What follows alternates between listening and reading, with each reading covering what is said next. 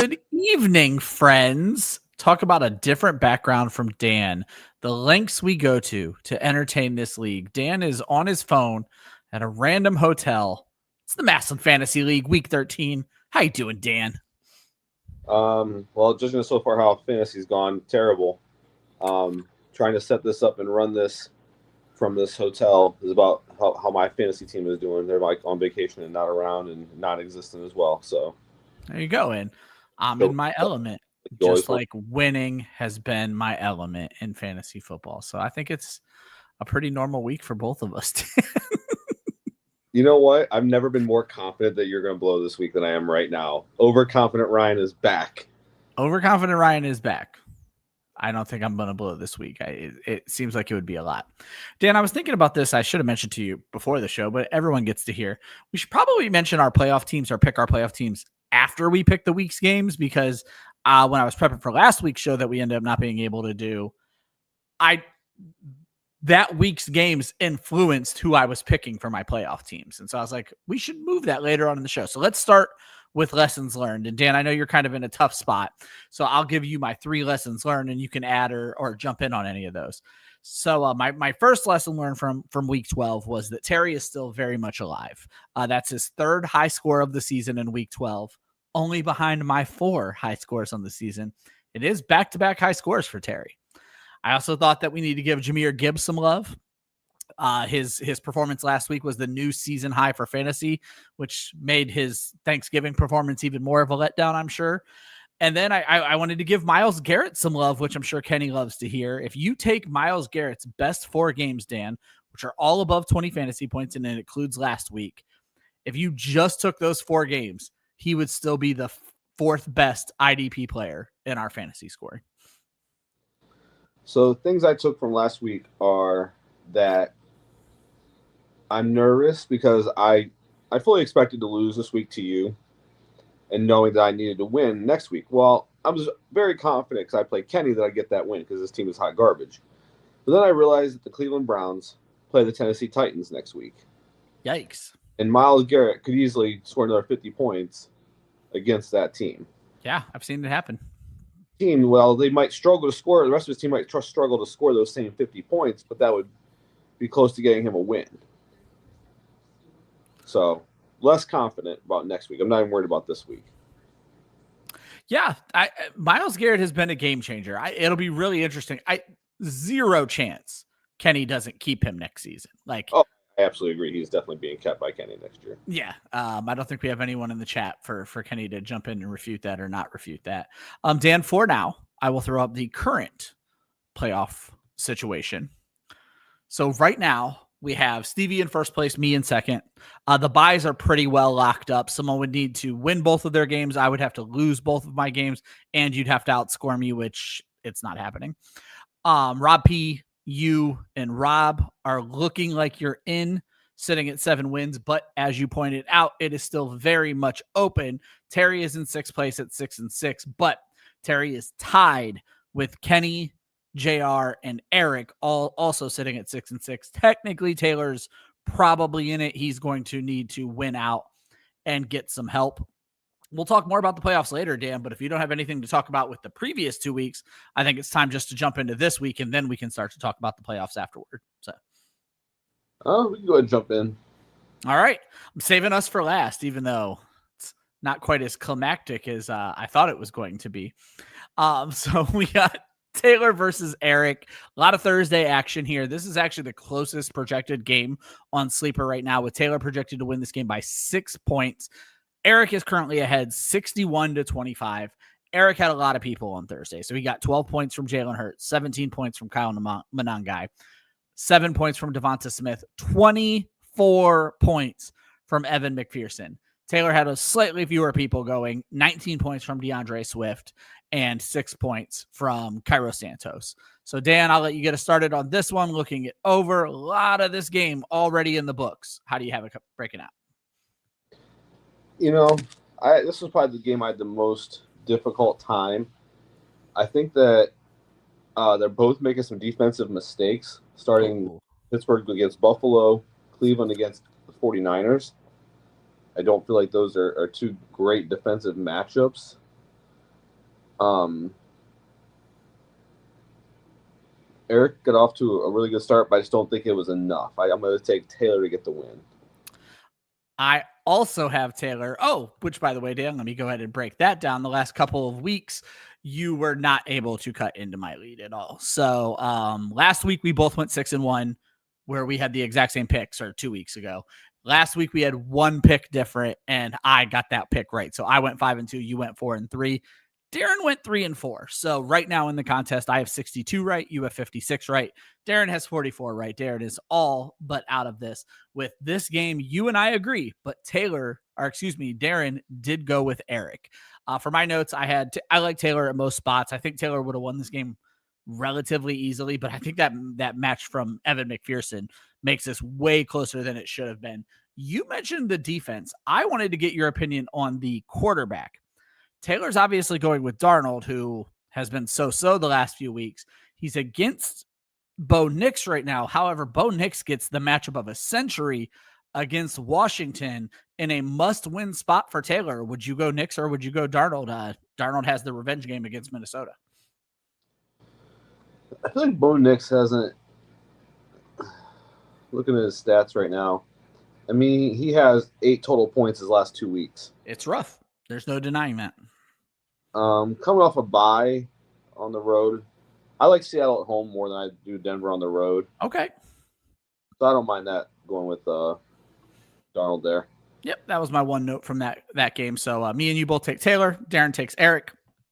We move on to Little Stevie versus Terry.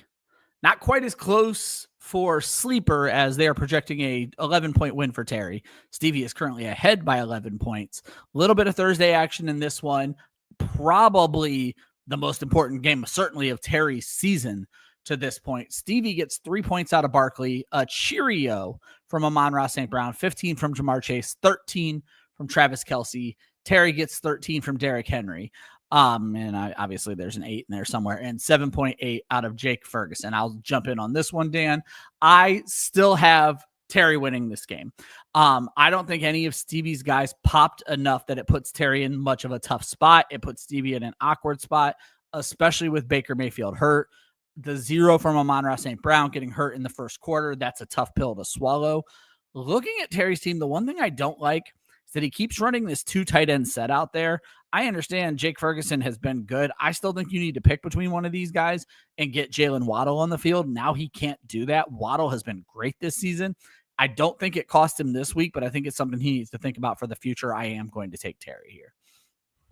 I need Stevie to win this game. I absolutely need him to win this game. But this is why we said from the beginning of the year, Stevie had one issue, and that was quarterback. Yep. There's no reason to continue to run Baker Mayfield out there right now. He's not been good in the NFL. He's not been good in fantasy lately. Stevie not even rostering a backup quarterback right now. Why are you rostering a terrible Baltimore Ravens defense, who I believe their schedule gets pretty hard? Yeah. Down the stretch, then you just let me have Jacoby Brissett. It makes no sense what he's doing. I'm not sure how much attention maybe Stevie's paying right now. Ooh. To his team. Maybe he's getting, dad life is getting to be a bit too much for him. I don't know. It's the holidays. This dude is making some championship losing decisions right now. Calling you out, Stevie. And by that, are you picking Terry? I am picking Terry. Ooh. Darren disagrees. Darren goes Stevie. So that's now 2 for 2, where you and I agree, and Darren is on the other side of this. He's looking to make a 1-week comeback if we're wrong on everything. Rob Botts. Outside one game, Baker Mayfield's last 5 games, 7, 0, 21, or 23, which was a good game, 12-2. Yep. Oh, it's been rough, and now he's dealing with a dislocated left elbow. He's going to play, but it's a situation. The biggest concern for me in games like this is what if he re-aggravates and goes out in the middle of the game? Yeah. That's what Stevie's doing here. One of my favorite kind of games. There can be only one. Rob Motts versus Rob Peterson. Right now, Sleeper has this going heavily in Rob Motts' favor. 33 fantasy points after just a subpar Thursday for Rob P. Lamar Jackson gets him negative fantasy points. Jahmyr Gibbs, as I mentioned, disappoints with just 8 fantasy points. Zach Bond, who has been good for him on IDP, 4 fantasy points. Meanwhile, Rob Motz gets 14 fantasy points from Javonte Williams. I would have normally thought, Dan, we were going to spend a ton of time on this game. I don't know that there's a lot to talk about here. Lamar fucked Rob P, plain and simple. I'm most interested in the next couple of weeks and in the playoffs. Is Lamar benched for Dak Prescott moving forward? He should have been benched for him this week. Yep. I know it's easy to sit here and say that now, but Lamar has been terrible. 3 points last week, a negative the week before that. So 2 of his last 3 have been negatives. Negative fantasy points. Yeah, like I don't know how you can start him moving forward. I Rob Motz gets this win, I think, pretty easily at this point. Should walk away with a pretty quick dub. Is Rob in trouble? Danger of not making the playoffs. Rob P? Yeah. I mean, sitting at 7 wins, he's obviously going to stay at 7 wins after this week. Next week, I do have him winning as of now. Actually, you know what? We got time to kill. This show's moving fast. Next week, Rob P plays JR, which very well could be just win in your in situation for these two people. They both have bye week issues. Tedero McMillan out for Rob P. Theo Johnson and Kayshon Boutte out for JR. When you look at their benches on who can survive that bye week issue, Rob P gets to put in DK Metcalf. JR will put in a waiver tight end and Alec Pierce. I think if he starts Dak Prescott, Rob P is going to be in good shape next week. But he's in danger, though. I mean, he's certainly in danger. There's no denying danger, which is not where we thought this whole thing stood a few weeks ago. Actually, I want to ask you one more question, just football question with Rob Motz. So Rob Motz currently running out Nico Collins, Troy Franklin. He has Woody Marks in his flex. I think this is a good week to wait, but do you think Brian Thomas Jr. is going to be able to get into Rob's starting lineup as we move into playoff territory? I mean, it comes down to, do you trust Trevor Lawrence at this point? Yeah. He's a tough player to trust. He's been boring all season long. I'd be shocked if he's had any games with 3 touchdowns this season. I feel like he's never thrown more than 2 this season. Brian Thomas, obviously pre-injury, was not good, but I'm wondering, him coming back 100%, do we see a little bit more of 2024 Brian Thomas? Here's the thing. I mean, in the next couple of weeks, he should do well. I mean, there's nobody else there to really take the. I mean, Washington gets a lot of the looks there. Jacoby Myers looked good last week. Yeah, I don't know. It's interesting. They have some good matchups. They play Indies twice. They got the Jets in there. They got Tennessee in there. So yeah, he should do well, but it's just that Trevor Lawrence factor. Yeah. So Dan, I don't want to pick on Phil too hard, but I'm sure you do. I don't know that we've ever seen the epic collapse of a fantasy team the way we are currently seeing with Phil's squad. Currently down 54-8, projected to lose this matchup by 27 fantasy points. But Dan, I went backwards a little bit with Phil. In his last 4 games, he has not scored 70 fantasy points. He's on like a 4-game it's 3 games currently. It'll be 4 after this week as he's projected to score 65. He's lost like 5 of his last 6 matchups. Considering that he's 4-8, that means he was at one point 3-2, I think. Dan, he hasn't scored 100 fantasy points since week 3. This is just a rough look for Phil's team, especially if he doesn't manage 70 again this week. So, which, by the way, I don't think he will, and I am picking Greg. I'm picking Greg as well. I haven't talked to Phil much lately. He's too busy for his friends anymore. I don't know. Haven't heard from him. But, I mean, if you're going to make decisions like starting Trevor Lawrence at any factor over Jordan Love, I mean, Jordan Love was so bad last week. I am not going to fault that decision because Jordan Love fucked him last week. So, all right. I don't know. Not that Trevor Lawrence has been great. I mean, I just got done dumping on Trevor Lawrence, so I'm not going to sit here and you can't turn around and defend him. Yeah. Yeah, you're clearly doing better. You're starting Trevor Lawrence, but you're starting Trevor Lawrence.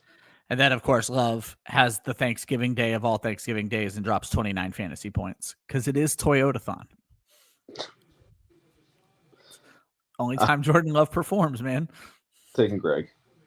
Also taking Greg, which, by the way, Darren agrees with Greg. Darren also agreed in the Rob Mott's game. Another former rivalry game, JR taking on Kenny. Kenny got 21 points on Thanksgiving, but unfortunately, it's not looking good for his team in the long run. JR is up 52-21 right now. JR is projected to win this one by almost 50 points, 31 points from Patrick Mahomes, even with a negative from Zay Flowers, projected to just beat Kenny's ass, in part helped along by Micah Parsons, 22 fantasy points. I'm picking JR in this matchup, Dan. I'm going to let you break down the matchup if you want to at all, but I do want to ask about that Zay Flowers acquisition. JR paid a first-round pick for negative points this week. So, well, I really hope that Rob gets the win next week. JR's not in the playoffs, and he gave that first-round lottery pick for negative points. Wow, wouldn't that be bananas?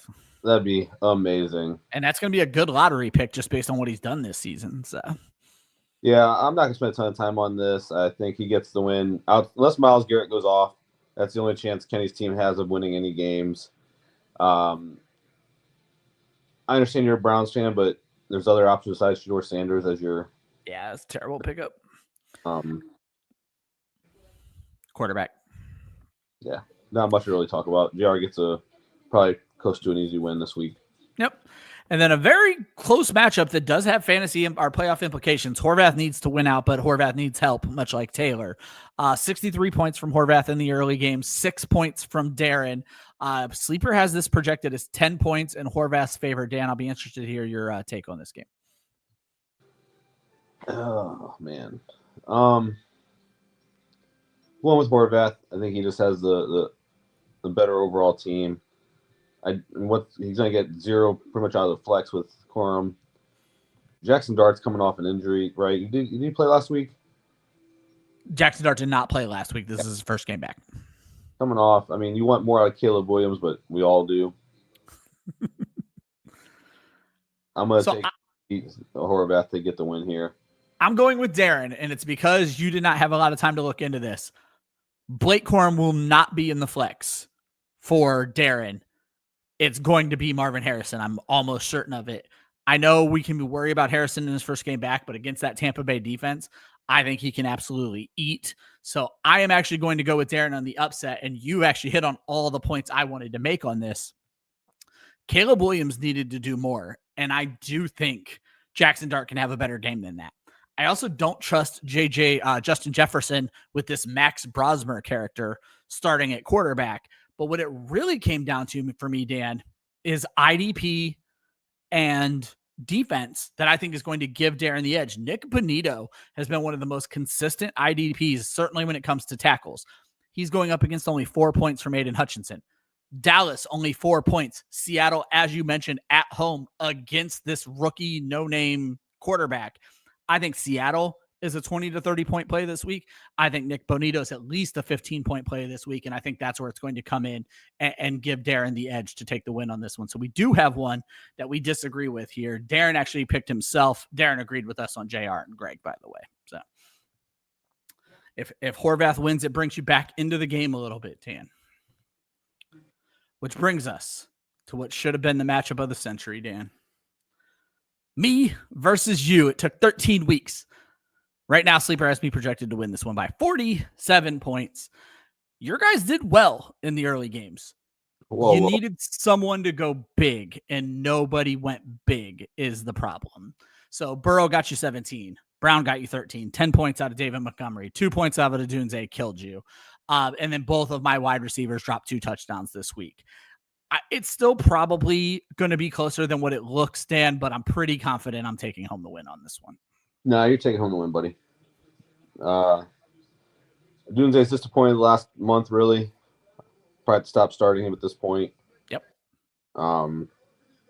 Need to find another receiver. Can we reopen the trade deadline? You need a guy like Zay Flowers on your team. No, the team. At this point, I think you need to not have anybody from the Baltimore Ravens offense on your team. Yeah, it's pathetic, plain and simple. How do you feel about me benching old Justin Herbert for Jacoby Brissett, Dan? I thought that one would bring a smile to your face where I had to kind of admit defeat on Herbert. So he'll still have some good games the rest of the season. He's just not going to be a consistent guy that you can count on to. I just hope the Cardinals don't go back to Kyler Murray. Jacoby Brissett has been the most consistent quarterback in fantasy football, bar none, over the last month. I actually have Jacoby Brissett as my quarterback 3 this week. I think he's going to fucking eat against Tampa Bay. He very well could. I was not like in my head. I didn't even realize you made that move. Like, just get busy during the week, especially this week. Oh yeah. And then like Wednesday night or something, I was like, just looking to see who, or maybe it was Thursday morning, just looking to see your team. And I was like, oh, okay. Well, so much for that. I knew someone picked him up last week. I didn't realize they cut him that fast. I did not realize he got cut. Yeah, Darren cut him before the 1 o'clock game kickoff on Sunday, which broke my heart because I had to start Tyler Shugg. It did not affect me, but I gave Darren credit for that. I put in a cheap waiver claim for him. Now, I said Stevie let me get him. Stevie has no fab dollars left, so Stevie was not my competition, and Stevie may have had a $0 bid in on him, but I was able to walk away with him. So, yeah, I mean, that's on me. I should have paid more attention to make sure that, you didn't get a quarterback because someone had another bid in just for shits and giggles. I'll go find it. Let's see.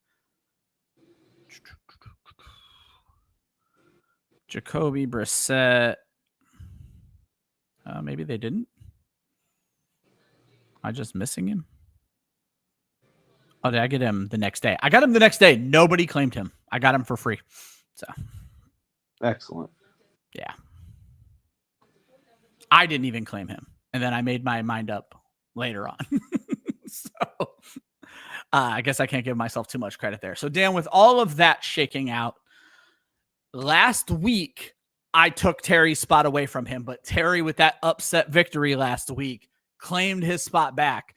So my playoffs are exactly the same. Stevie, me, Rob P, Dan, Motts, and Terry.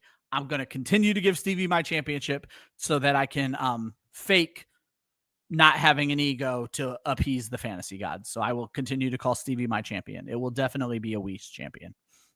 Now I'm going to take you as my champion. Appreciate it. How do you see the playoffs shaking out? Do you see Terry keeping that last spot? I know you think Rob P is also in danger now, which could be mad interesting. Rob P drops this week and next week. Now, I don't think he drops this week, but if he drops this week, actually, no, I did pick him to lose this week. You picked him to lose. Yeah. So Rob P drops this week and next week. He's sitting at 7-7 and easily could lose this playoff spot. So, yeah, he doesn't have a huge lead on points. He does have a lead. The only person with 4 points in him is Kenny. Hilarious. Kenny loses this week, gets into 6 and 7.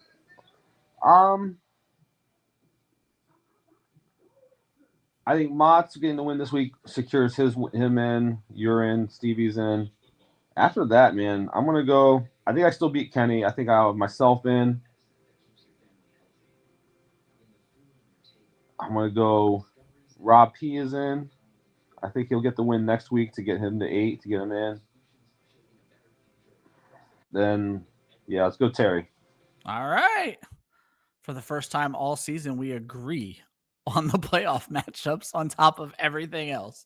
All right. When we look back at the game, Dan, back in week 11 was one of the worst weeks of picks that we had ever made. You won with 25 points. Darren started Lamar and got negative points. I started Herbert and got a 0. So you won simply by the fact of having players that didn't suck. But then I came back and took it in week 12 with Mahomes and CMC. This week I have picks from Darren. He took Drake May and Devon Achane. Dan, do you want to go first? Because I went very chalk. You can steal somebody from me unless you want me to go first. What's that? Go ahead. All right. Keep it simple, stupid. When I look at this slate and I look at who has the biggest upside, it's Josh Allen, it's Christian McCaffrey. I don't know how much analysis we need here. I know Allen was not great last week. He was very great 2 weeks ago. They need a bounce back. They have something to prove. I'm hearing weather is going to be a factor in this Cleveland game. Christian McCaffrey doesn't get slowed down by weather. I don't think he's going to get slowed down by the Cleveland defense. I'm going Christian McCaffrey and Josh Allen. I think you're very wrong on Christian McCaffrey. Ooh. Before Thursday and Friday happened, I was feeling very confident about giving a good game to you, thinking that Christian McCaffrey is not going to save you. Interesting. I like that. So, by the way, you have 5 wins in this game. I have 3. Horvath has 2. A couple of other people have 1. I'm going to go Matt Stafford and Smith and Jigba. Ooh, I wasn't sure about the wide receivers as I was trying to build my DFS lineups for this week, Dan. I just kind of hate all of the wide receivers, but I don't think JSN is matchup proof, and I feel like that's going to play out well for you. That's what I was going for. Yeah. So Josh Allen, Christian McCaffrey, Matt Stafford, JSN, Drake May, Devon Achane are Darren's picks. That wraps up Thanksgiving week 13. Dan, parting words for our friends. Love you guys. Have a great weekend. That's it. I'm not going to sit here and beat the dead horse that is your fantasy team, Dan. I did find it interesting that we talked about Rob P being in danger when it's really your team. It's in mad danger here, Dan. And all I'm trying to do is climb up those rankings, try to get close to you in these overall standings. And this season, with me about to go 11-3 and you hopefully going 7-7, that's 4 more wins on my journey. And that's what I'm hoping for. But this week, Dan, I'll take 1 victory. I'd be happy to double you up. And that's what I'm looking for this week. All right, folks. Luck, hopefully buddy. we'll see you next week. Dan's very busy now, so we'll make sure we keep this thing rocking. Participate in the show. Drop your players if you want to play the game. See you guys next week. Deuces.